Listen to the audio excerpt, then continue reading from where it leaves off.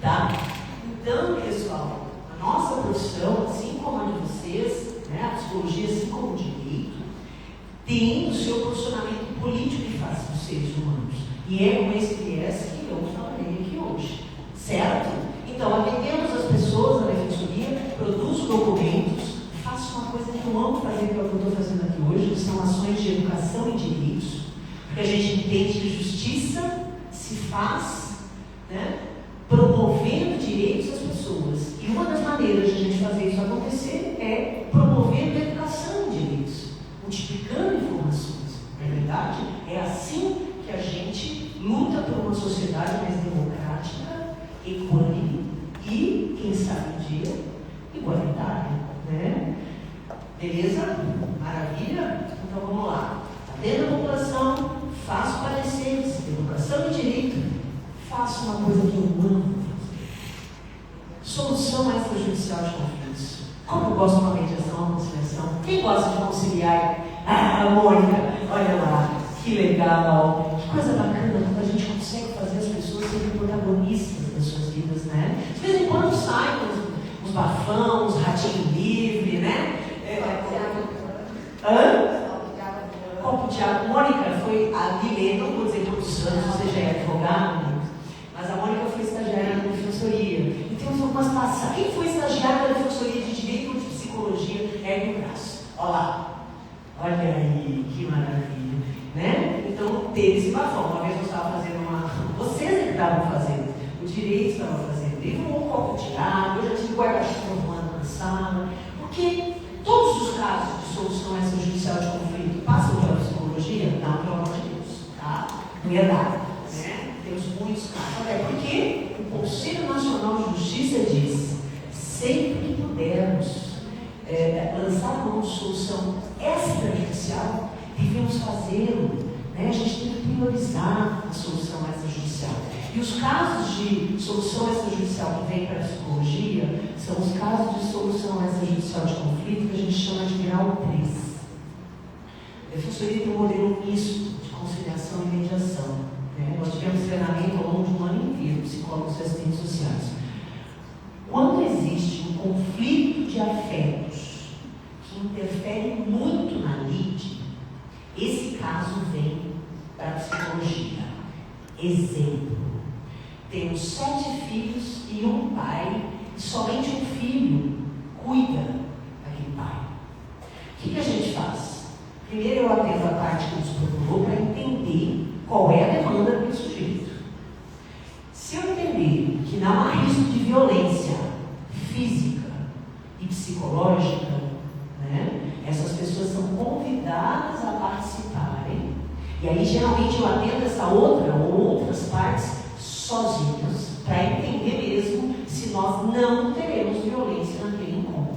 Constatando que o risco aparentemente não existe, essas pessoas vão sentar comigo na defensoria e nós vamos discutir quais os termos possíveis para se executar o cuidado, nesse caso, dessa pessoa idosa. Tá? E a psicologia, ela pode reunir com as pessoas quantas vezes nós quisermos. Porque, como eu disse para vocês, na nossa instituição não há hierarquia de saberes. Nós temos lá, obviamente, os membros e o sub-4, que é todo mundo que não é defensor e defensor. Mas, do ponto de vista do saber, nunca nenhum defensor ou defensora chegou para mim e disse assim: Karina, essa parte aqui do teu parecer não vai ajudar na defesa. Nunca fizeram isso. Que é muito claro que eu não vou produzir um documento que seja uma luva para a defesa. Eu não vou produzir uma verdade que eu não constatei. Né? Mas muitas vezes nós discutimos estratégias de defesa. É uma das coisas que eu mais gosto de fazer com advogados e advogadas. Pensar junto, mas não é manipular. É apontar questões que podem ser aprofundadas ou trabalhadas por um caminho ou por outro caminho. Né, Lu? Então, pensar junto. São profissões que se complementam. Tá bom? Bom, eu já avancei lá na frente da palestra, agora eu vou passar os slides e vamos ver o que vem aí. Pessoal, quem não me segue, eu tenho 2 redes sociais, as 2 são focadas no trabalho, e o YouTube tem inúmeros vídeos, tem semestres inteiros de disciplinas de psicologia aplicada ao direito, e psicologia jurídica, que eu ministrava aulas dessa e de outros temas nessas graduações, no direito, psicologia aplicada ao direito, com aquele olhar assim, bem de psicólogo jurídico mesmo, tá? Deixa o Freud para lá e vamos pensar em outras coisas, vamos pensar em sociedade, vamos pensar em psicologia social, vamos pensar em vínculo, afeto, por que as coisas se dão assim, assado, o desenvolvimento da criança e do adolescente, o colega que é da construção, né? Vamos entender o que significa a gente entender que a criança é um ser humano cheio de direitos, que não era no passado. Então vamos voltar para que não pecamos, né? No nosso fazer, não é verdade? Tá bom? Faltou uma última atuação minha que eu nunca lembro qual é, então não deve ser lá tão importante. Eu não lembro, depois eu vou lembrar. Então nós temos 5 eixos de atuação de psicólogas na defensoria. Tem um quinto, que se o Gabriel me ajudar colando, ele faz a busca. O Gabriel trabalhou comigo lá, para saber qual é o quinto eixo que eu nunca lembro, tá? Enfim. Então vamos lá, pessoal. Vamos percorrer a apresentação.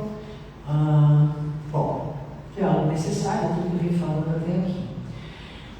Pessoal, a família, a gente se tornou o que a gente é hoje. Quando a gente nasce, já tem um grupo de pessoas esperando por nós, tá? Não vou entrar em detalhes, esperando por nós, construindo nos seus psiquismos um imaginário de quem será aquela criança, tá? E se for menino, se eu sempre falo nas minhas palestras, desconsidere que já ouviu 1 milhão de vezes. Se for menino, que cor vai ser o enxoval, hein? Que maravilha! E se for menina? Óbvio, né? É óbvio. E por que essas coisas são óbvias? Porque existe um conjunto de condutas que são esperadas e ensinadas a meninas e meninos. Tá? Esses costumes de coisas que são típicas de homem e mulher, nós costumamos chamar de sexismo. Tá? E o problema não é o azul ou rosa. Nossa, ela vem essa feminista, né? Falar de novo disso, a questão não é essa. A questão é que a escala que começa dizendo que meninos vestem azul, meninas vestem rosa, é a mesma escala que faz com que homens entendam que podem matar as suas mulheres, porque elas são uma coisa deles. Quer ver outra coisa? Mulheres brilhantes, que têm atuações lindas, produzem feitos maravilhosos. E aí vem um cara, às vezes hierarquicamente acima dela, e assume aquilo como se fosse dele. Isso chama-se appropriating, que é a apropriação da produção intelectual de uma mulher. Isso é um fenômeno atrelado ao machismo estrutural. E a gente não analisa. Esses dias eu fui dar uma palestra no SESC, com as amigas da Diálogos, e eu ia ler, olha as instituições. Igreja é instituição. Assim como a família, a igreja também é. Assim como a OAB é uma instituição, a defensoria é uma instituição, a gente nasce e chega numa instituição. Ela está esperando a gente com o quarto rosa se for menino, o quarto azul se for menino. Certo? Pois bem, essa primeira instituição vai nos passar um conjunto de regras e códigos morais de convivência social. Já que a sociedade é estruturalmente machista, vão ter condutas que menina é sempre mais calma que o menino. Já ouviram isso? Eu quero ter uma menina, porque menina não dá trabalho. E aí as meninas são criadas para se calarem, para serem contidas. Porque se vocês cobrarem muito direitos, vocês vão ser as feministas abomináveis. Feminista é todo aquele ser humano que entende que mulheres e homens têm igualdade de direitos. O problema não é a diferença do azul e do rosa. O problema é a hierarquia que se dá e se manifesta das mais variadas formas. E nos juízos de família, o que é um tribunal senão também uma instituição? O que é um MP senão também uma instituição? E a defensoria? Também uma instituição. Então elas vão reproduzir produzir valores, princípios, normas que vão reproduzir essa desigualdade de gênero. E isso vai aparecer a desigualdade racial, a desigualdade de classe. E é óbvio que isso vai impactar na defesa de quem defende, seja defensor ou um advogado particular, na conduta de quem defende o Estado e acusa, e também na maneira de quem julgar. Porque, por mais que sejam autoridades públicas, que nós os chamamos e as chamamos de excelência, são seres humanos. E lembram, ninguém escapa do machismo estrutural, ninguém escapa do racismo estrutural, do classismo estrutural. O classismo estrutural, Karina, sim, quando eu entro na casa de uma família vulnerável do ponto de vista econômico, cheia de amor, ou pelo menos um potencial de amor, precisando de ajuda, de políticas públicas, e eu digo que aquela família não pode permanecer com sua criança porque a parede da casa não tem reboco. Já passaram por isso? Já viram isso? Eu já vi muito, tá? E ninguém está livre de pisar nesse chão, porque estruturalmente crescemos com esses valores sendo transmitidos para nós. Tá? Então isso vai aparecer? Vai aparecer. Gabi, atrás tem dentro da minha bolsa, por gentileza, 2 livros que eu vou apresentar para vocês, que é para dar uma fundamentação para isso que eu estou dizendo. Obrigada. Esse livro aqui, eu já indiquei até para alguns colegas advogados que estão aqui. A Sombra da Mãe, sobre psicanálise nas varas de família. Este livro é da Suanes. A Suanes é uma psicóloga do TJ de São Paulo, tá? E ela escreve a partir da perspectiva dela enquanto psicóloga no sistema nas varas de família. Super indico, tanto para psicólogas quanto para as advogadas e os advogados. Super indico. É um livro difícil de achar, porque não tem mais edições, mas a gente encontra em sebos virtuais e presenciais, tá bom? Eu vou deixar aqui e depois dá para tirar foto, tá tudo.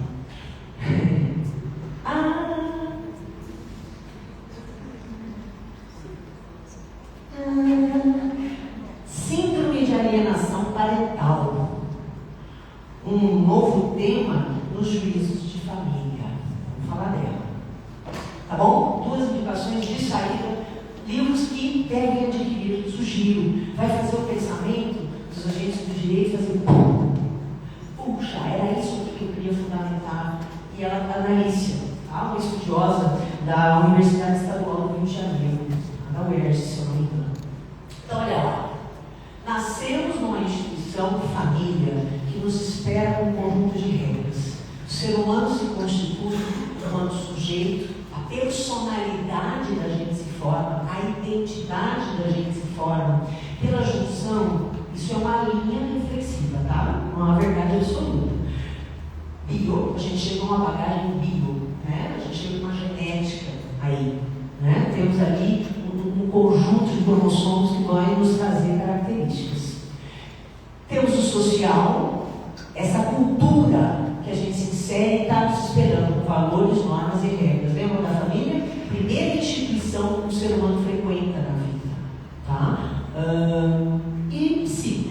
O psico é aquilo, é a capacidade que eu vou ter de lidar com as questões que se dão na minha vida. Como é que eu vou articular uma frustração? Como é que eu vou lidar com uma violência? Quais os recursos internos que eu tenho no meu psiquismo para lidar com a vida? Então esse é o psico. Então por isso que a gente diz que a gente é biopsicossocial, tá? A gente pensa que a gente é muito mais, mas só para ter uma linha inicial de reflexão, o ser humano se constitui, em tese, por esses 3 elementos formadores de identidade, de sentimento, de existência, autoconceito, o conceito que o sujeito tem de cada um, de si mesmo, tá bom? E a gente vem com tudo isso, cai nessa instituição família, é a primeira, e a segunda instituição que a gente costuma frequentar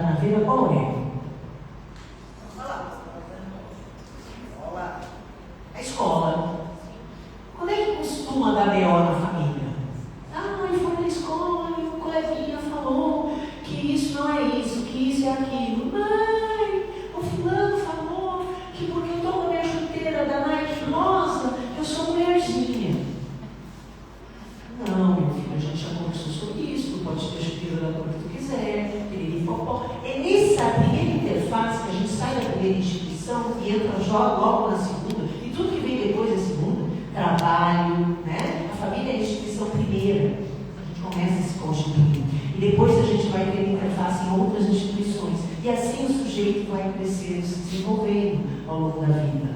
A instituição que a gente trabalha, religião. Vocês sabiam que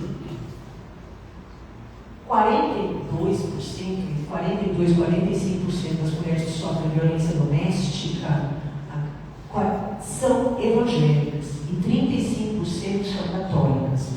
Nossa, então quer dizer, se a gente acabar com essas religiões, a gente acaba com o machismo? É óbvio que não.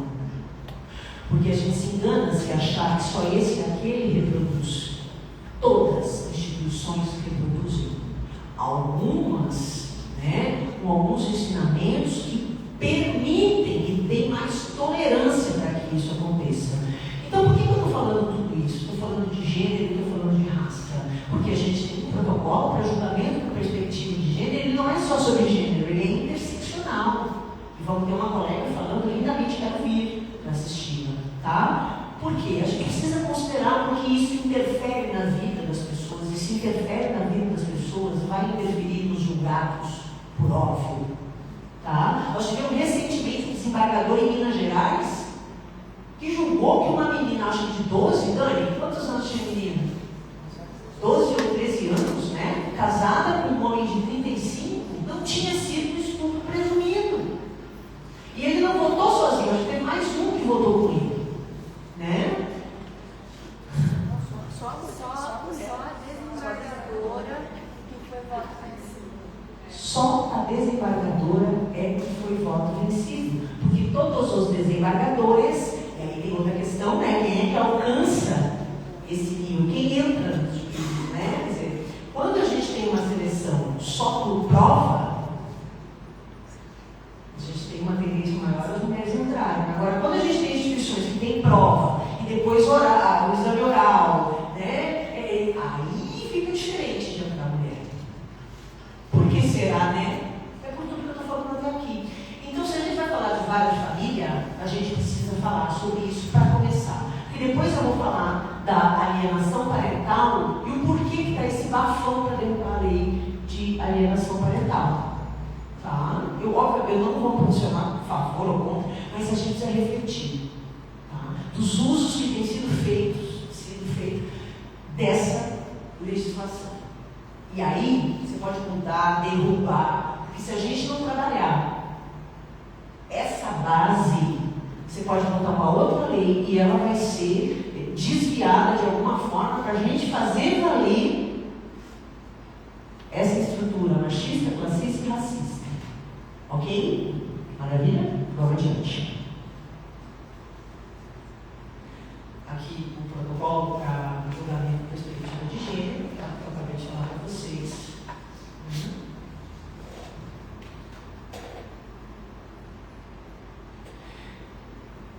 De qual família a gente fala? O que é uma família? O conceito de família. Homem, mulher e seus filhos. E olha só, de uma única união, hein? Não vale separar e recasar. Porque o conceito de família é esse. Ou já mudou? Quando eu olho assim, os advogados me darem cola. Por favor. Eu desesperada, né? Porque até onde eu sabia, o conceito, há um tempo atrás, foi firmado como conceito de família era esse. Um homem, uma mulher e sua prole. De uma única união. Dani, é isso? Tá. Gente, esse modelo está errado? Não, as pessoas vivem o que elas vivem. O problema é a gente dizer que só isso é família. Até porque essa constituição de família é 30% das famílias brasileiras. 70% são famílias com recasamento, famílias monoparentais, famílias homoafetivas, né? Famílias transgeracionais. Na pandemia a gente teve muita família, outras famílias, né, já constituídas não conseguiram se manter e foram morar com os pais, que a aposentadoria pegava na conta. E aí as pessoas foram se alimentar e coabitar para poder sobreviver.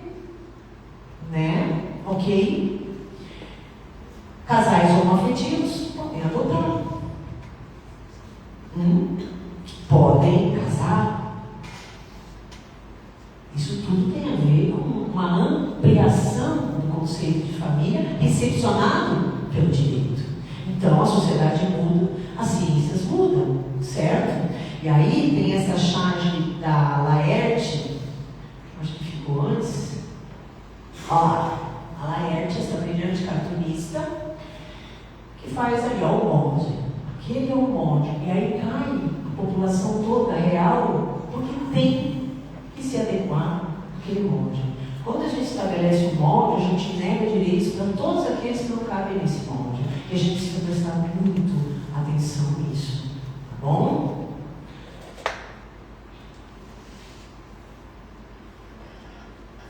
Aqui. Quem é casado aqui? Casado vale o meu estado, vale tudo, tá? Coabitar sem ter nenhum documento. Maravilha. A gente casa para ficar junto ou a gente casa para separar? Junto, né? Não, vou casar porque eu quero me separar. É isso que eu quero fazer da minha vida. Não. Né? A gente casa porque a gente quer constituir uma vida ao lado de alguém ou de alguém, considerando que existem outras modalidades, né? As famílias poliamorosas, né? E aí tem um universo de se casar hoje em dia. Mas a conjugalidade é uma coisa, mas a parentalidade é outra. A conjugalidade, espera-se que o tio Deus uniu, o homem não separe, na verdade, que é o que a gente escuta no caso, né? Enfim, espera-se que aquele casal consiga também exercer as funções parentais, até porque muitos de nós casam e constituem a sua família, têm seus filhos, né? Esse casal pode se desfazer? Pode. Digam os advogados de família, né? Ok? Mas a parentalidade, ela pode formalmente se desfazer? Tá. Tem um depende aí bem mais complexo de reflexão, eu sei, mas ó, em tese, quem pariu Mateus, quem pague, não é verdade? Se é mãe, se é pai, se é pai. Pode ter o abandono afetivo? Pode. Lembram da estrutura machista? Quem é que geralmente abandona? Não é a Karina da defensoria que está falando. As estatísticas falam. Quando a gente fala de abandono afetivo dos filhos, quem geralmente abandona? O pai. Tá. Por quê? Porque essa sociedade, estruturalmente, ela, lembra que ela costuma cobrar da menina uma maturidade precoce, né? Tu tem que ter juízo, porque tu tem que cuidar dos teus filhos, dos teus irmãos, tu tem que dar o exemplo, tem que ajudar a cuidar a casa. Eu fui preparada para conseguir cuidar, limpar e administrar uma casa. Meu irmão não. Meu irmão é casado, tem um filho. Hoje, ele faz essas coisas. Mas nós não estamos preparados pela primeira instituição que a gente nasce, por quase nenhuma outra, para a gente dividir responsabilidade enquanto mulher com os homens. E isso se manifesta também aqui. Quando a Soares diz assim, a maioria esmagadora dos julgados dá a guarda para a mãe. Ah, mas agora a gente tem que priorizar a guarda compartilhada. Claro, temos, até porque, como diz a psicologia, o desenvolvimento de uma criança e um adolescente se dá muito melhor, muito mais saudável, quando as figuras parentais têm uma responsabilidade em passar os valores, as normas, as regras de conduta em sociedade com uma criança. Não só isso, afeto. Nós temos gerações e gerações em que os pais não beijam seus filhos, não abraçam seus filhos, não trocaram uma fralda, não deram um banho, não fizeram uma mamadeira. Então é óbvio que essa sociedade vai ser leniente com o abandono afetivo da mulher. Não. O quê? O pai? As crianças moram com o pai? E cadê essa mãe? E quando a mulher decide assim, não, eu preferiria que o filho morasse com o pai. Como assim? Que mulher é essa? Até porque existe a ideia que o maior papel que uma mulher pode ter na vida é ser mãe. E não é um papel que a mulher escolhe. nossa, não era mãe, agora eu sou mãe. Puxa, é a melhor coisa que eu fiz na vida. Se ela se dá conta e ela entende isso é sobre ela e o filho. Mas quando isso é obrigatório, se tu és uma mulher que não teve filhos, e você é vista, né, como uma desnaturada, como assim não quer ter, ou como uma coitada porque não teve, aí a gente está na vigência de outra coisa.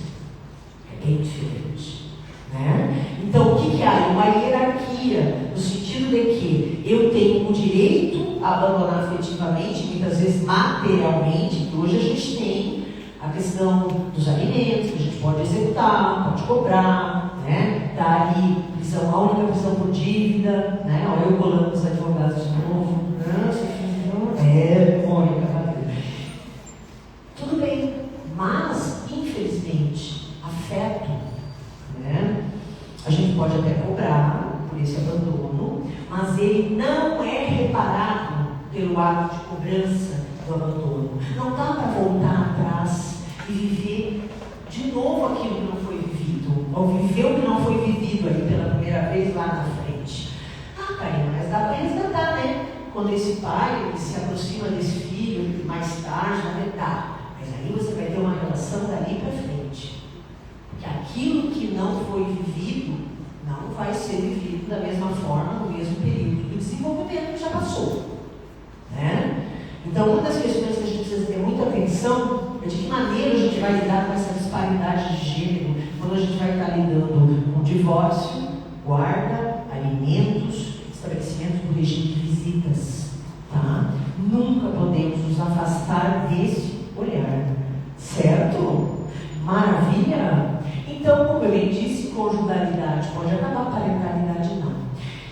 Existe uma coisa que eu chamo, eu já fiz muito na clínica, que é a clínica do divórcio. É muito parecido com, aqui ó, os grupos de parentalidade, quando a gente trabalha ali, o casal que está se separando, né, em desenvolver estratégias relacionais e afetivas entre essas pessoas, para que continuem exercendo a parentalidade, ainda que não estejam mais em conjugalidade. É um trabalho muito bonito que acontece em algumas varas de família. Não sei se acontece aqui em Piracicaba. Não? Tá. Então, o que você faz? Você trabalha com as pessoas que estão sofrendo divórcio, de sofrimento. Mas eu queria tanto me libertar, disse ele, disse ela. Mas existe um luto, algo em que se investiu muito afeto, muita esperança e desejo de que fosse para sempre, saiu de um jeito diferente. As pessoas que estão se divorciando estão sofrendo, ainda que possam demonstrar de alguma forma que aquela ruptura de casamento é algo benéfico, mas todo o processo de tomada de decisão e partida para a ação implica em sofrimento. Esses adultos estão sofrendo e podem projetar nos seus filhos o conflito entre os adultos. E não só daquele casamento, tá? Mas da sua própria internalização do modelo de casal. Né? Eu vim de um lar onde a desavença, o conflito, o ressentimento era a linguagem de afeto daquele meu casal de origem. A chance de eu reproduzir isso na relação que eu tiver existe.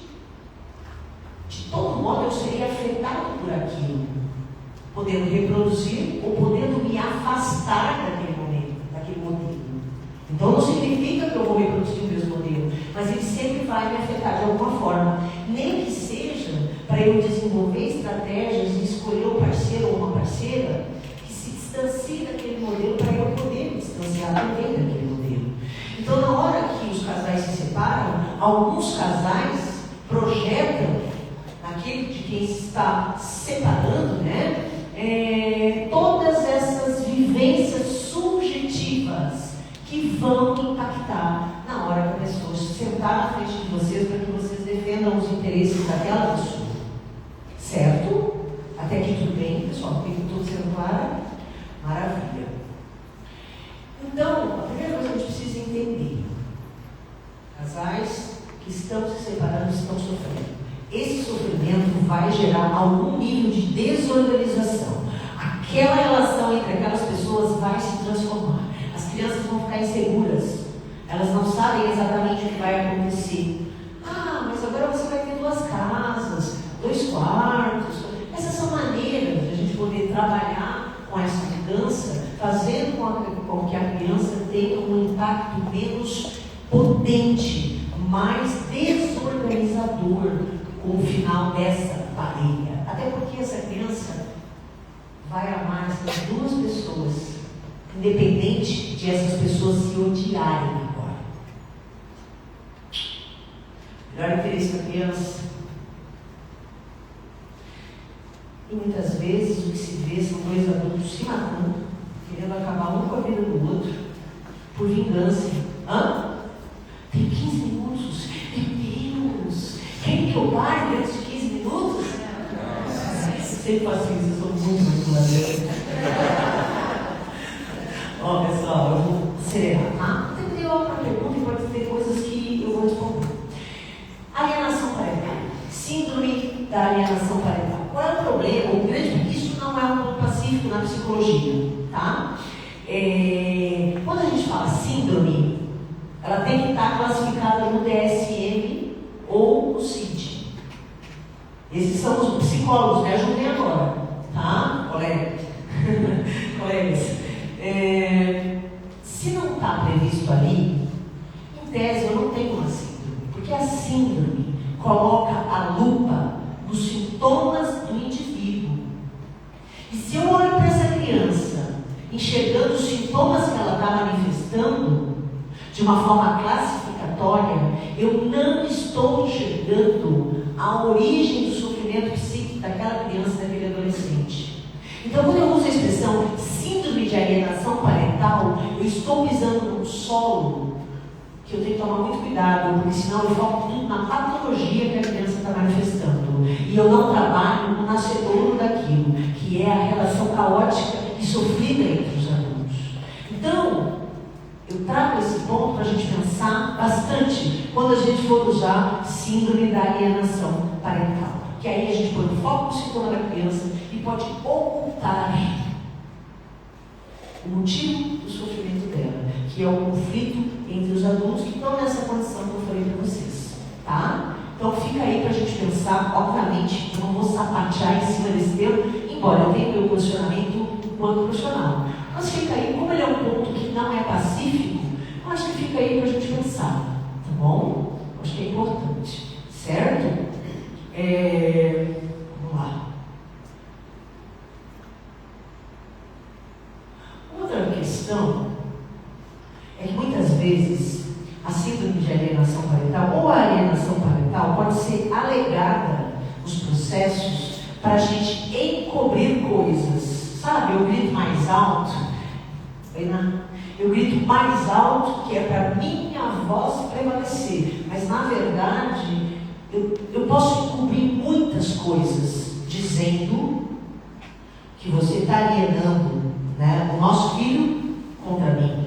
E muitas vezes oculta-se, e não é só no homem não, a mulher também. Eu vou explicar por quê. Embora haja estatisticamente um volume muito maior de casos onde homens com suspeita de violência sexual ou outras violências que não a sexual se utilizem da defesa de que estão sendo alienados pela mulher para que os filhos não queiram mais conviver. E a gente precisa prestar muita atenção nisso. A partir daí surge uma coisa que eu tenho uma crítica cruel sobre a minha profissão, que é a enxurrada de laudos e pareceres.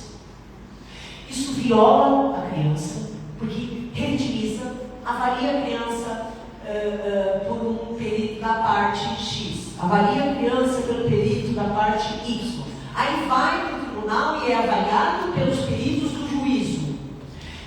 Se é uma criança, vamos ser bem diretos, a gente trabalha na rede pública aqui, vulnerável do ponto de vista econômico, muitas vezes ela já passou pelos serviços públicos que atenderam essa criança 1 milhão de vezes, e ela também está sem contar que tem que cumprir uma agenda de avaliações e atendimentos que muitas vezes a criança está com a mãe, impossível de uma pessoa manter se ela trabalha. Então a gente precisa pensar. E a minha crítica dos colegas é porque tem colega que assume a função de advogado de defesa. Assume aquele caso e defende o caso. A primeira coisa que eu digo quando eu estou supervisionando é assim: cuidado. Você transpôs uma linha muito perigosa. Você secou, e psicólogo é gente, ou seja, a gente também pode se confundir e atuar de forma antiética. Você transpôs uma linha muito perigosa. Você não é mais a psicóloga que está avaliando, ou a psicóloga que está fazendo a psicoterapia. Você está agindo como advogada de defesa. Você desviou a sua função. Aí realmente, a minha crítica é mordaz. Tá? Porque o que a gente tem que... outra dúvida muito comum. Eu sou psicoterapeuta da criança. Eu posso fazer uma avaliação psicológica e produzir um laudo? Não. Isso é uma dúvida muito comum dos advogados, eu vou esclarecer agora.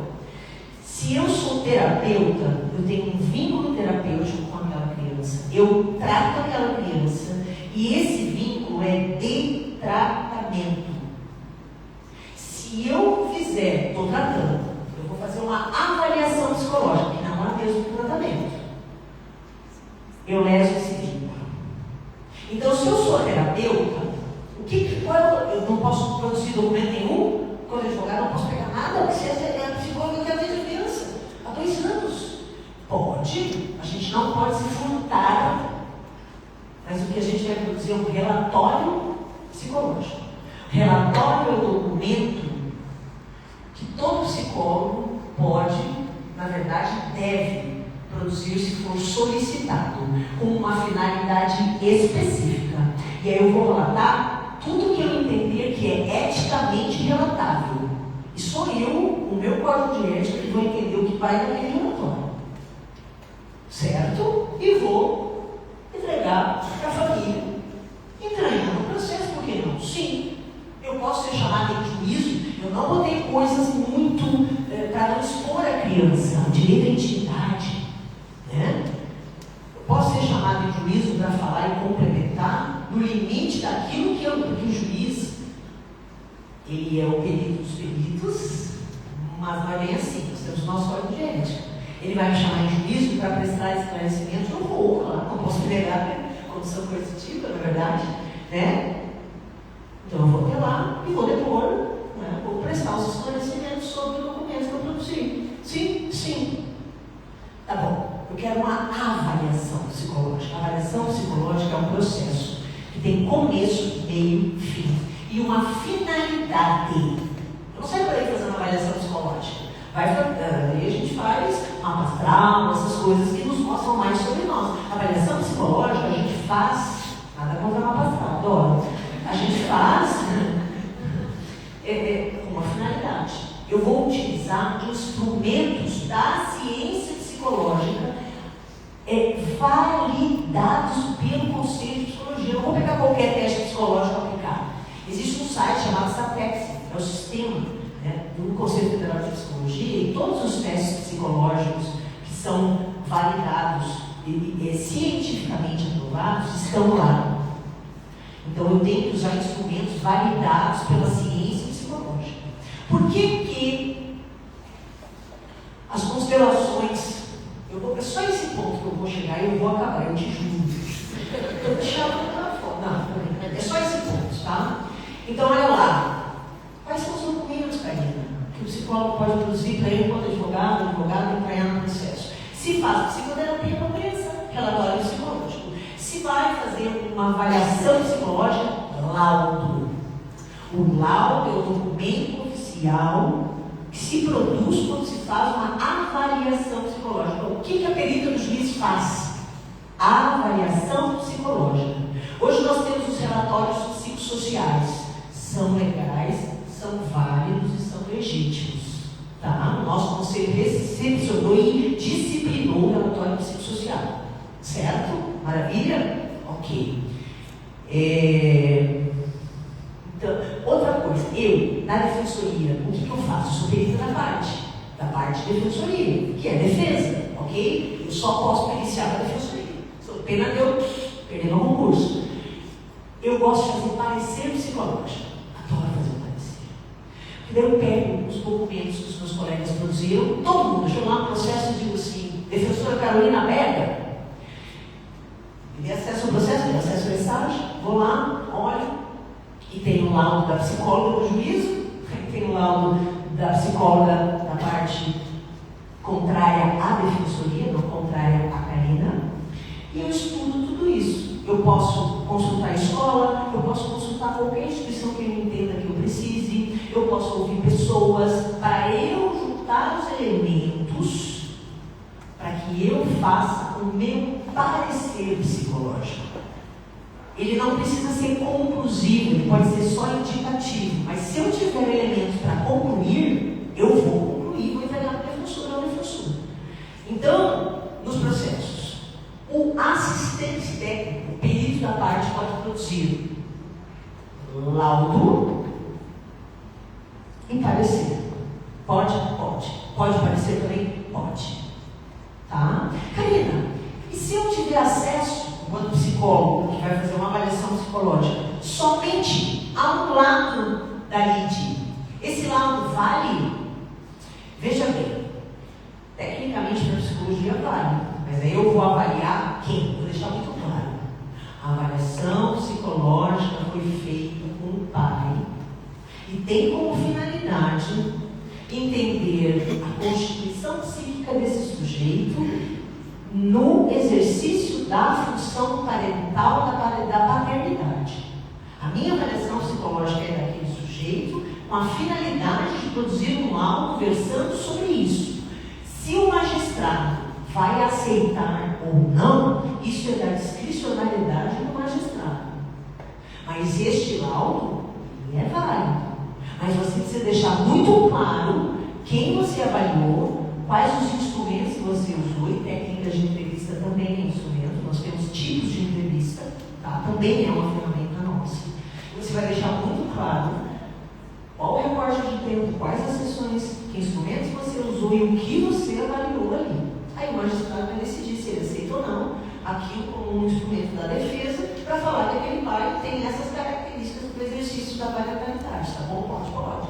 Ele pode não aceitar? Pode. O juiz, né? Tá bom? E agora, aqui, vou deixar para vocês, é uma dica. O que a gente, como psicólogo, avalia quando está analisando a parentalidade. Tá? Não vai dar para eu correr ponto por ponto, mas dê uma olhadinha depois, acho que vale a pena, para a gente entender aquilo que está sendo avaliado pelos peritos quando estão entrevistando as partes que vocês defendem. Tá bom? Olha a resolução do Conselho Federal de Psicologia, dizendo por que para a psicologia as constelações familiares não são técnica válida para os psicólogos e as psicólogas. Por quê? Porque nós, não foi do nada, hoje nós decidimos que a alienação parental não é recebida pela psicologia, não. Isso é pautado em estudo, em análise das constelações acontecendo, no estudo referencial teórico do Gardner, né? E tudo mais. Então esse conselho, quando ele emite essa resolução, ele teve muito estudo. Tivemos inúmeras comissões no Conselho Federal estudando e entendendo para chegar nessa nota técnica. Fizeram revisão bibliográfica, entrevista com a associação que trabalha com as constelações para chegar nesse achado. O que a gente viu que é mais problemático? Muitas incongruências éticas e de conduta de profissionais executando a constelação familiar, tá? Então, assim, se vocês ou alguém aqui participa, né, constela, como se diz, na sua vida privada, não é disso que eu estou falando. O que eu estou falando é que essas técnicas, esse método não é reconhecido pela psicologia enquanto um método científico e válido. Karina, então se tiver algum processo de constelar, pode pedir um vício, né? Pode alegar, pautado nessa nota técnica, que aquele instrumento utilizado analisado não é científico. Porque toda vez que eu faço um laudo, um parecer ou um relatório, eu tenho obrigação de fundamentar teoricamente os meus achados.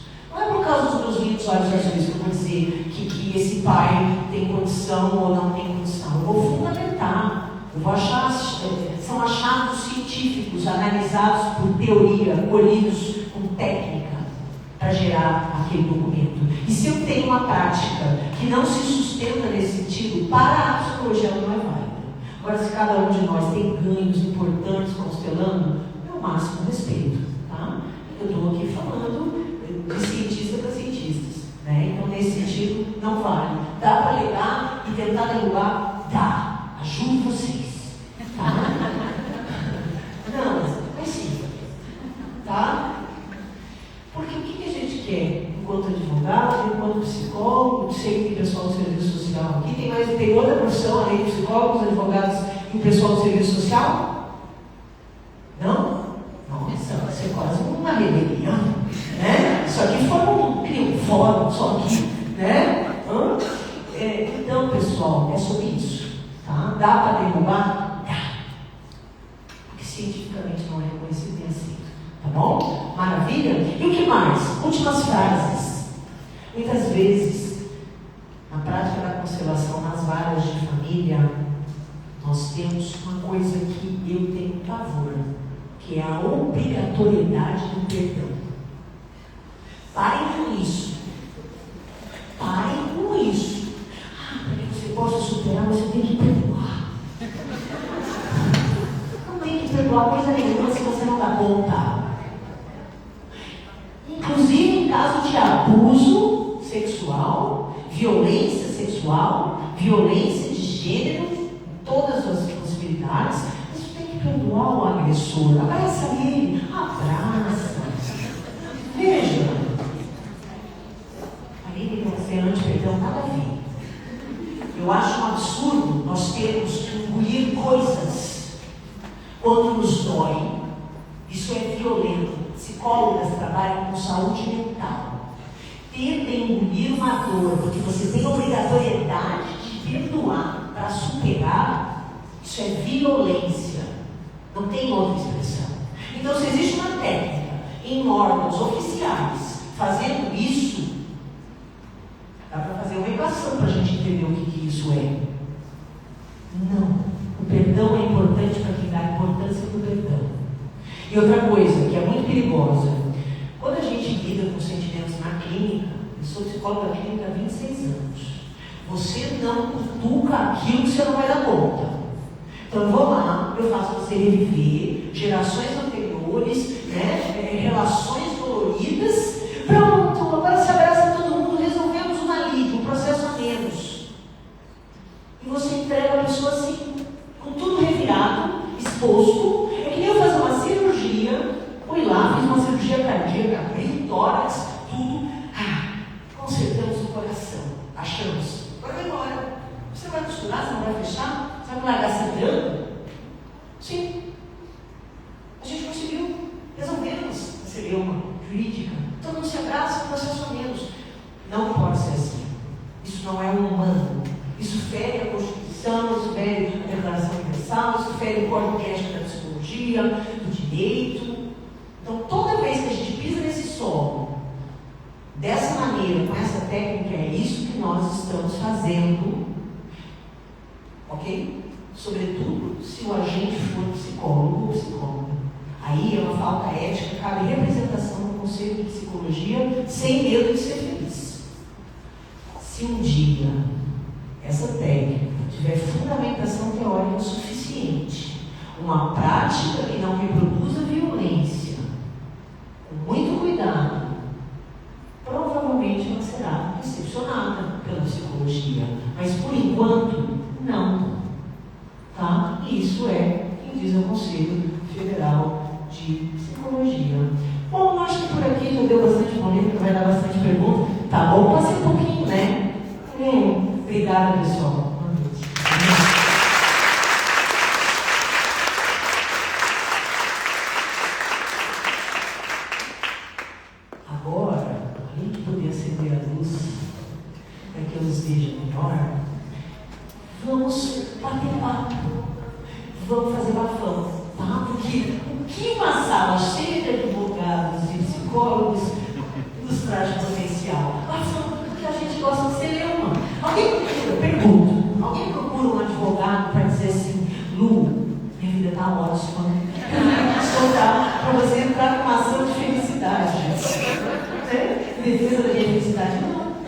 psicólogo. Eu fico aqui, tá? Porque eu quero dizer que a vida está ótima. Eu preciso falar disso. Não.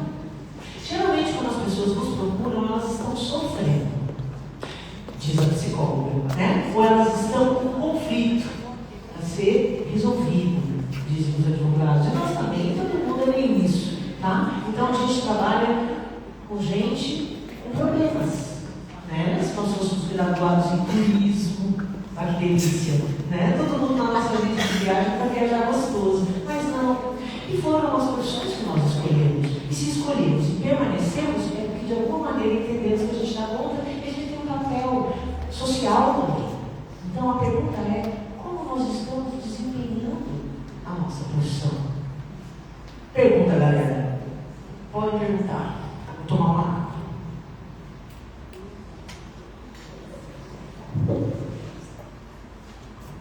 Oi, boa noite a todos. Boa noite, Karina. Em primeiro lugar, eu gostaria de fazer aqui um comentário de agradecimento, não só à Karina, quanto à instituição da Defensoria Pública do Estado de São Paulo, em especial à equipe psicossocial. Porque a Karina atuou comigo num caso, foi assim que nós nos conhecemos, e a equipe psicossocial da Defensoria Pública do Estado de São Paulo foi essencial para a garantia de direitos violados de pessoa com deficiência. E a Karina, em especial, foi uma profissional que demonstrou muita técnica, humanidade, e eu, enquanto advogada, estava na posição de advogada, eu fiquei impressionada com a estrutura da Defensoria, com a humanidade dos defensores daqui, com a abertura que a instituição nos deu. Então, como nós somos advogados, nós temos muito contato com o Poder Judiciário, com o Ministério Público, mas pouco contato com a Defensoria. E eu queria dizer que a Defensoria, ela transcende a defesa criminal ou a ação de alimentos de quem não pode ter acesso a isso. A Defensoria é uma grande instituição de garantia dos direitos humanos. Então, parabéns à Defensoria Pública de Piracicaba, parabéns aos defensores, à Karina, a todos os estagiários e demais colaboradores. Em segundo lugar, Karina, eu acho que você pontuou algumas coisas muito interessantes sobre o protocolo para julgamentos sob perspectiva de gênero, e nós temos também hoje o protocolo para julgamentos sob perspectiva racial, e trouxe questões importantes acerca de pseudociências que são incorporadas no nosso ambiente jurídico. Eu digo por mim, eu, enquanto profissional do direito, não tenho um entendimento, caso eu tenha um jeito de decidir ou tenha que me posicionar dentro do Ministério Público como juíza, como defensora, para analisar os casos. Então, nós ficamos muito à mercê da equipe de psicologia. E eu vejo no direito um movimento um pouco perigoso, que é estimulado pela justiça multiportas, da conciliação, da autocomposição, de que nós também estaríamos capacitados de fazer determinadas intervenções, como as constelações familiares, de modo a minorar e solucionar conflitos. E nós vemos isso, na realidade, que muitas vezes isso gera as indevidas revitimizações. Eu trabalho muito com violência doméstica e nós sabemos que as próprias mulheres e crianças vítimas de violência já se revitimizam, já se vitimizam por si. Se nós colocamos essas pessoas numa sala e dizemos para elas que elas não podem denunciar, ou que talvez a denúncia não seja legal, não seja essencial, esse processo que já ocorre institucionalmente, vide lei Marina Feber, quando nós, advogados, tomamos a frente de tentar constelar e organizar coisas que nós não tivemos a formação para tal, que nós não tivemos, eu acho isso muito perigoso. Eu gostaria que você comentasse um pouco aqui. Eu peço a vênia das colegas e dos colegas que atuam no direito sistêmico, com constelações familiares, sei que muitas pessoas têm isso, tiveram resultados positivos, mas quando nós falamos em um judiciário permeado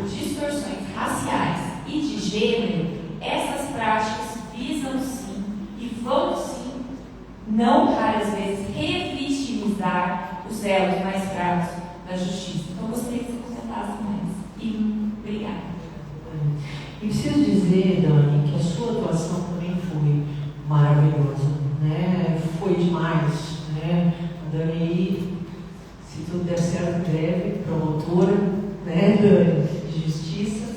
E foi uma atuação sofrida, né, Dani? Mas a gente conseguiu, né? E segue os efeitos dessa nossa luta muito bacanas para a pessoa que a gente trabalhou junto, né? Então, assim, veja, enquanto psicóloga, né,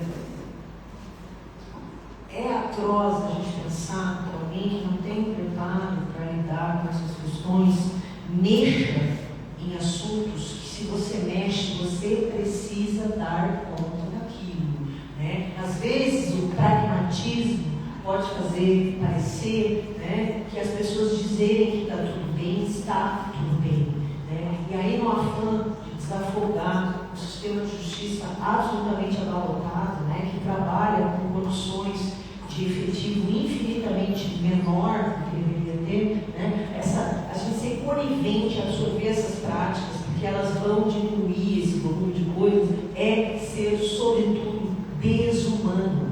Não importa qual função você está exercendo, né? Você não pode trabalhar na lógica de um perdão por uma violência. Nós não conciliamos na defensoria se existe violência prévia, porque onde há violência, há sofrimento, existem cicatrizes, e muitas vezes, esses dias eu fiz um parecer, uma mulher que ela fez uma solução extrajudicial num momento extremamente vulnerável, com um companheiro absolutamente opressor, né, orientado pelo advogado, onde ela foi fustigada, pressionada, ameaçada a entregar o filho, porque afinal de contas ela estava se separando, ela não tinha trabalho, ela não tinha renda, logo é óbvio que o filho tem que ficar comigo. Então, se eu fosse você, assinaria logo isso antes de ir para consideração.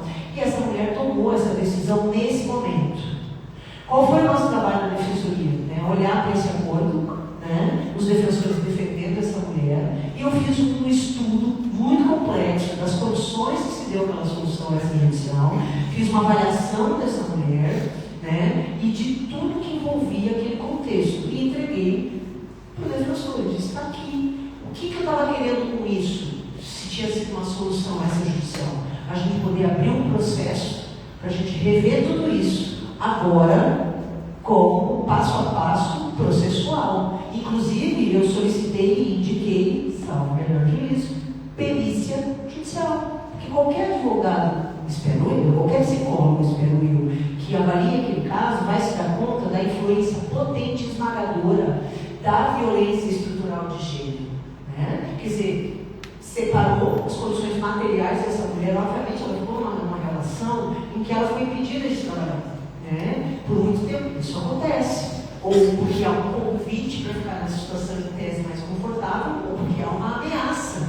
e no caso havia um histórico de ameaça. Então agora a gente separa, sem nada, sem trabalho, e vai ficar sem filho também, porque eu tenho a renda, logo não tem juiz que vai deixar a guarda dessa criança com você. E ela assinou o acordo nessas condições. Então, todo o meu trabalho foi produzir um documento que fundamentasse o ingresso com a ação, para a gente rever isso daí e periciar pela equipe do magistrado. Tá? Então, Dani, isso é nefasto, isso acaba com vidas, e não só com a vida dos filhos também. Né? E se a gente pensar no impacto de gerações, né, que a violência traz, ela afeta não só quem sofreu violência direta, mas os descendentes. E essas marcas ficam na gente, e a gente recebe na clínica as pessoas feridas, né, que precisam ressignificar aquelas vivências para seguir as suas vidas. Todos temos nossas feridas, todos temos. Né? Em algum momento, costumo dizer, todo mundo vai precisar de advogado ou psicólogo. E não é só uma brincadeira, isso é um fato. Né? Isso é um fato. Beleza?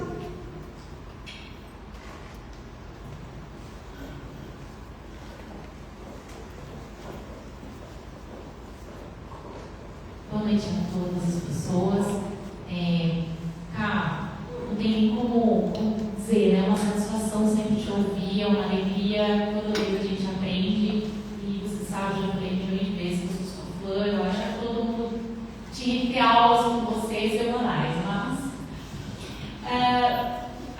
o meu questionamento, na verdade, é uma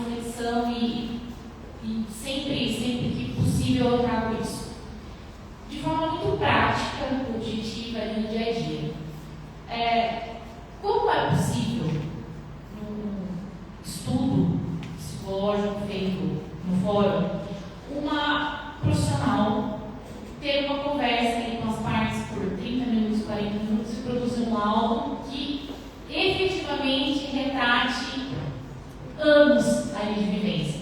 Em especial, a gente costuma ver muitos, né, essas avaliações, esses laudos produzidos no judiciário ser muitas vezes totalmente contraditórios a esses relatórios emitidos pelas psicólogas clínicas. Quando se tem um assistente, a gente, enquanto advogado, até tem um pouco mais de base técnica para poder atuar. Mas nem sempre aqueles clientes que estão com a gente têm. Então, é uma pergunta 2 em 1, né, Lívia? Primeiro essa, e a segunda, como nós, enquanto advogados, que eventualmente a parte não tem esse acompanhamento de uma assistência, a gente pode tentar impugnar essa situação, trazendo pontos de reflexão ou de alerta, realmente, para que, olha, essa situação talvez precise ser revista. Eu não sei os colegas, mas eu às vezes me deparo com o seguinte: a gente impugna o laudo por impugnar, depois vem lá, confirma o que já foi dito. Sequer é avaliado, eventualmente, questionamentos ou quesitos que a gente apresenta.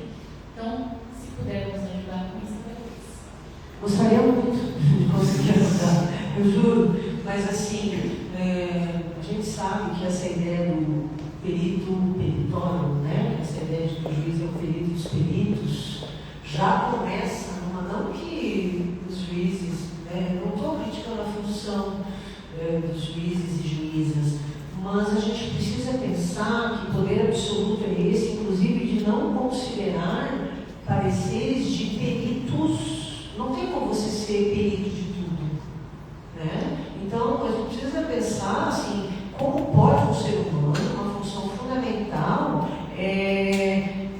muitos pareceres que eu faço sequer são lidos.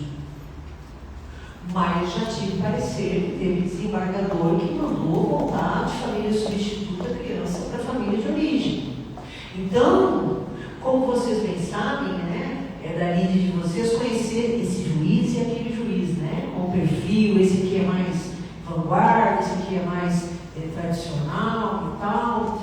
Então, essa questão é que a gente ter uma movimentação de apontar e recorrer e apontar novamente e se valer de profissionais de psicologia éticos que vão de fato fundamentar para vocês dentro da nossa ciência porque que aquilo na nossa ciência tecnicamente pode ser apontado como sem valor. Eu já peguei logo que eu entrei, não tinha o hábito de ter o assistente da defensoria laudo de uma página sem fundamentação teórica. Eu cheguei para a defensoria e disse assim, pode derrubar isso aqui, está aqui as leis da defensoria, eu faço o que eu tinha que parecer, derruba, parecer psicológico, laudo psicológico, relatório, sem fundamentação teórica, é opinião.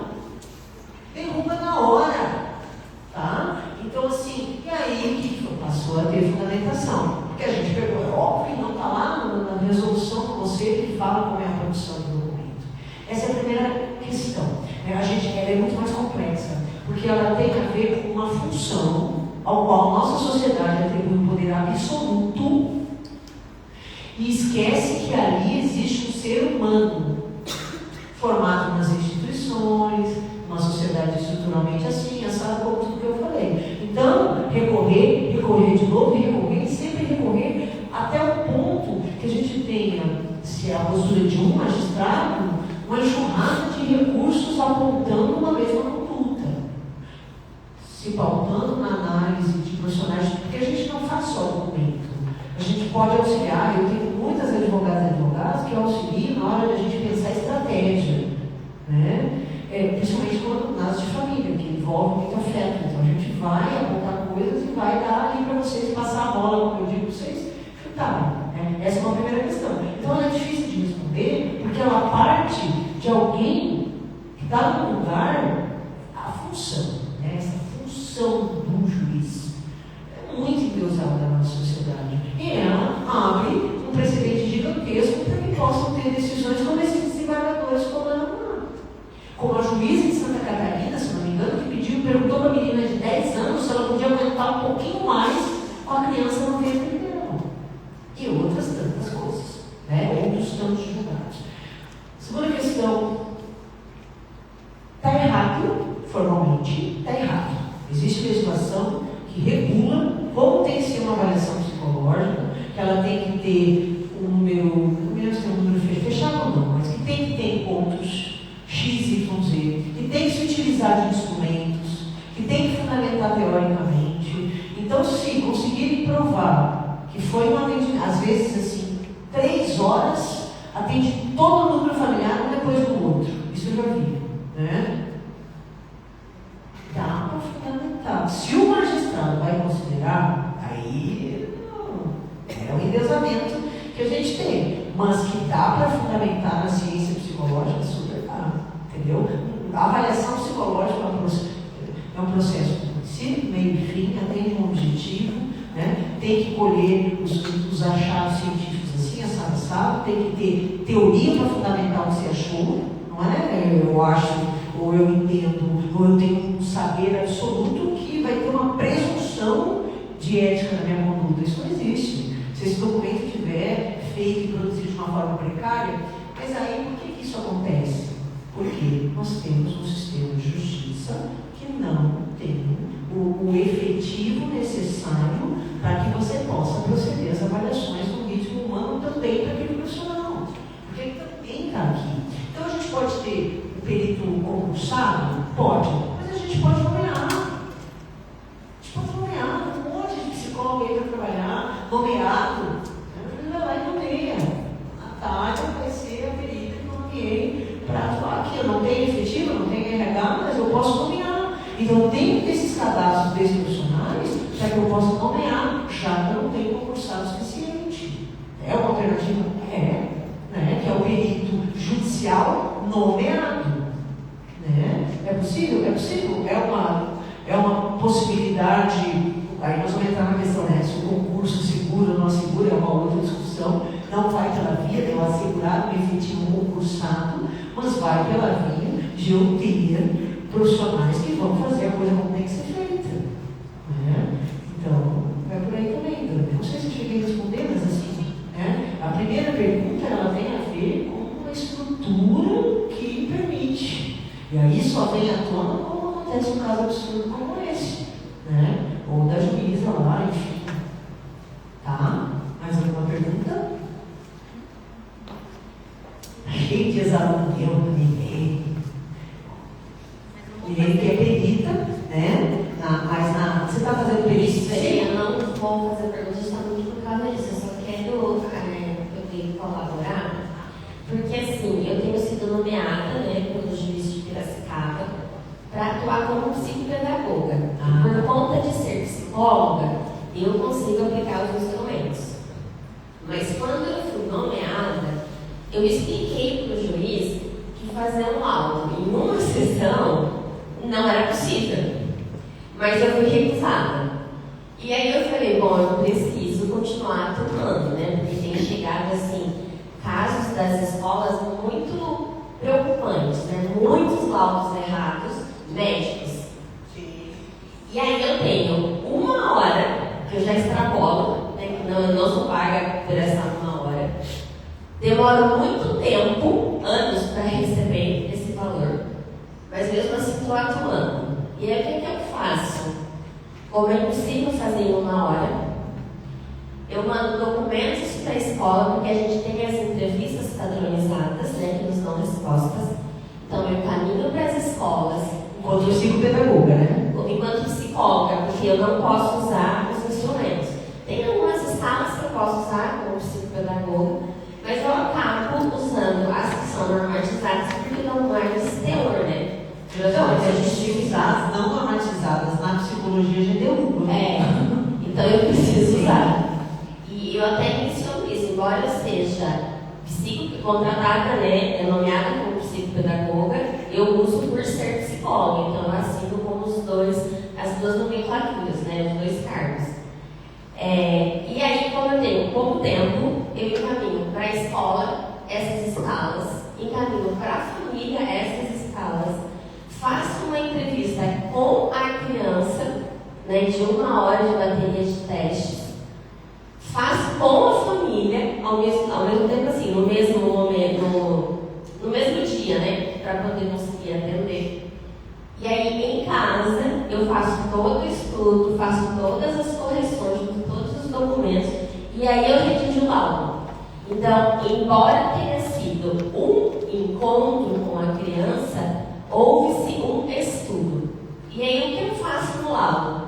Solicito, quando eu vejo que há divergência, aí eu solicito que a criança seja encaminhada para uma avaliação, porque uma avaliação que siga, né, todos os padrões, porque está apontando divergência, né? O que mostrou os questionários e os testes aplicados não condiz com o que o médico está fazendo. Então, eu não sei se tem psicólogos que estão lidando com o mesmo problema, mas muitas vezes a gente tem que dar o nosso laudo, porque a gente não tem tempo para fazer 5 sessões, que é o mínimo que a gente precisa, mínimo assim, gritante. Mas o ideal é que sejam 8 sessões. E o juiz não vai pagar 8 sessões por uma perícia psicológica de jeito nenhum. Claro.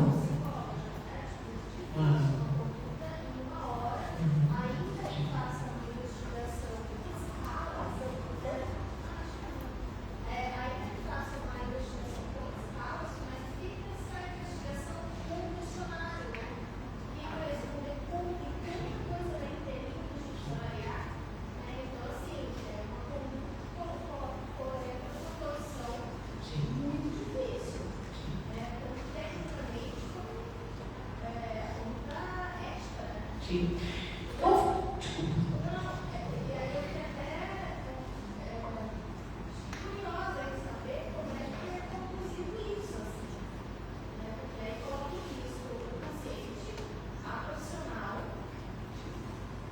Tá tudo errado. Não, tá. Vou começar do começo. Tá tudo errado. Tá errado.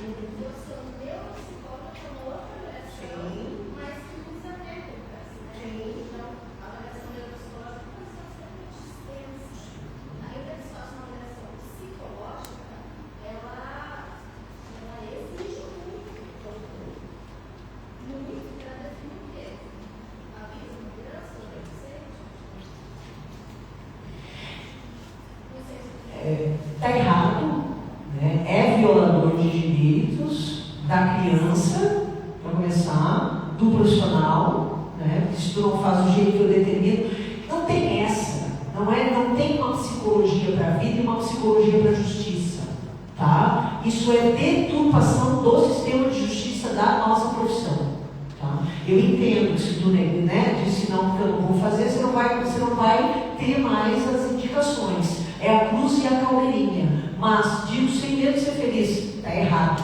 Está errado porque não tem como um profissional, não psicólogo, dizer como o psicólogo vai fazer a avaliação dele.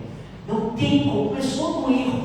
É por isso que eu costumo dizer, às vezes parece que a justiça quer uma psicologia para a justiça e uma psicologia para o resto da vida. Está errado. Né? Então, agora pergunto a vocês o que nós poderíamos fazer em face disso, enquanto advogados. Porque enquanto psicólogo, né, dá para reportar no Conselho Federal, nos regionais, pedir suporte, dá, né? Mas aí pergunto aos colegas como podem, dentro de um processo, né, apontar isso, indicar. Não tem como. Não existe uma determinação de número de sessões, porque cada caso que se apresenta para nós é um universo à parte. Então, eu não sei se vou ter que atender 8, 5, 10, 20 anos para fazer uma avaliação. Estou exagerando, né? Mas assim, então lá, por quê? Quem é que vai decidir? Quem é o perito?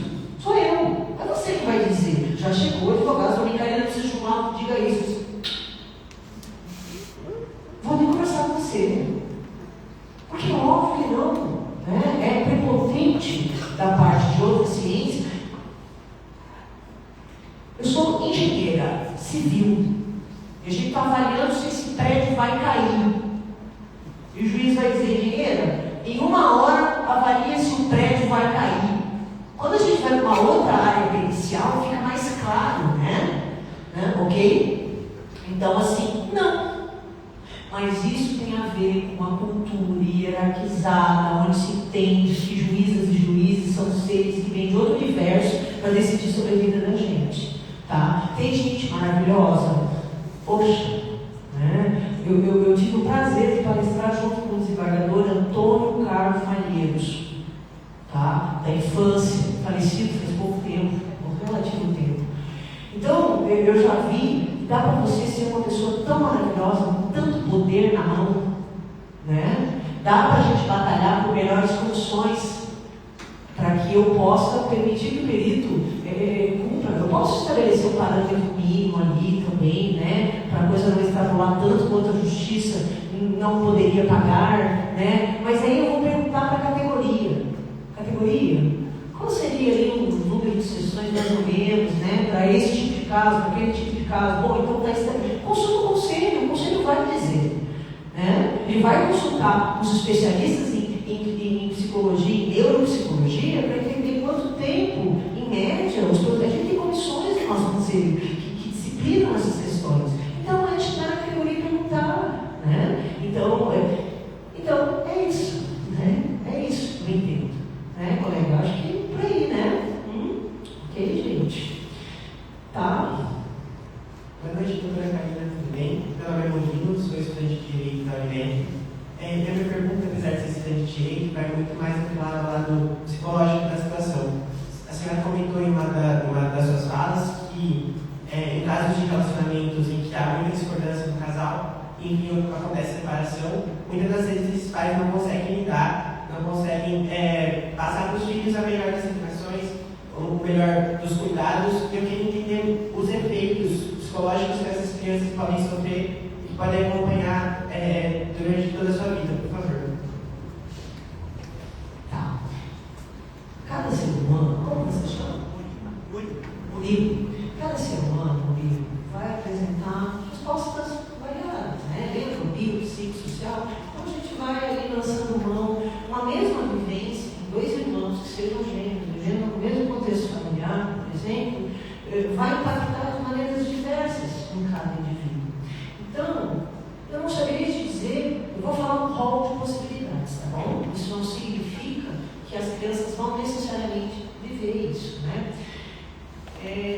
Hoje a Organização Mundial de Saúde define como elementos importantes da saúde mental muito mais do que se entendia antigamente. Então hoje, para eu, quando eu tenho paciente na clínica e a gente vai olhar para a saúde mental dele, a gente vai pensar aqui, a gente vai olhar como é que está a convivência social, como é que está a alimentação, como é que está o sono, se precisamos fazer psicoterapia, vai fazer psicoterapia, né? Atividade física.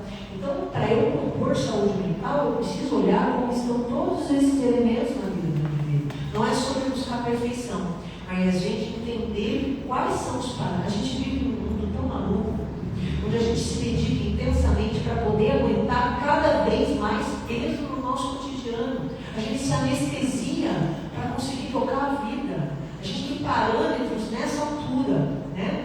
Então, essa criança que vive um contexto de conflito, violência, percebendo essa relação, vai depender que tipo de contexto é esse, que fenômenos eu tenho presente nesse mundo familiar, e essa criança vai, chances de apresentar ansiedade, problemas no sono, depressão, condutas como a automutilação, né? Condutas que são típicas de um psiquismo que está em sofrimento.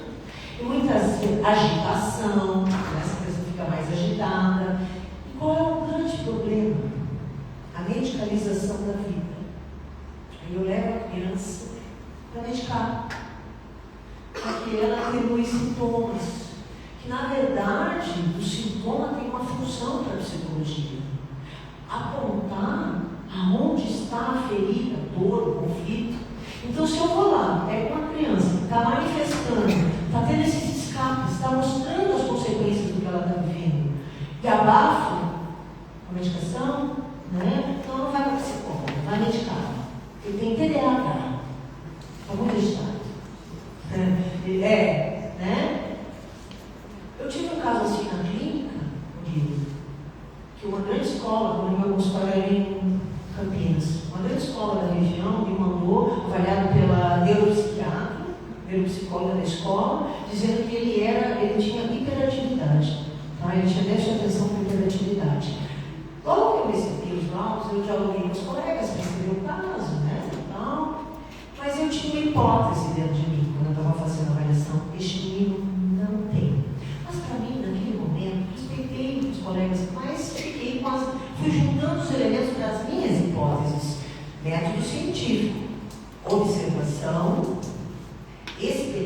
investigação, levantamento de hipóteses e conclusão. Eu estava seguindo esse método, nós somos cientistas. O que essa criança estava ocultando? Depois de quase um ano na clínica, eu pude ter certeza do que veio à tona. Violência sexual. Hoje é uma dúvida e tal, né? Vocês já imaginaram se nós tivéssemos medicado para abafar aqueles sintomas? Então a gente tem que tomar muito cuidado. Então, por isso, soluções mais rápidas, estabelecendo um prazo, jamais, exceto se a criança fizer o que uma menina fez uma vez na defensoria. Eu não ia revitimizá-la, não ia atendê-la para ela trazer de novo a suposta violência sexual. Só que a gente fez uma hora de jogo, a gente estava lá brincando e desenhando, porque eu estava com ela, enquanto a minha colega de assistente social estava atendendo a mãe. Ela fez um desenho e me relatou uma conduta que nem ela sabia que era violência sexual. Isso era uma sexta-feira, a defensora Carolina Becker estava na unidade e ia despachar com o juiz na tarde. Eu subi para ela, com um zoião desse tamanho, e falei: Becker, pelo amor de Deus, tem fortes indícios, não seria leviana, tem fortes indícios que esteja acontecendo violência sexual, pela maneira que a criança trouxe, pela maneira que ela fez a projeção gráfica, era um teste psicológico.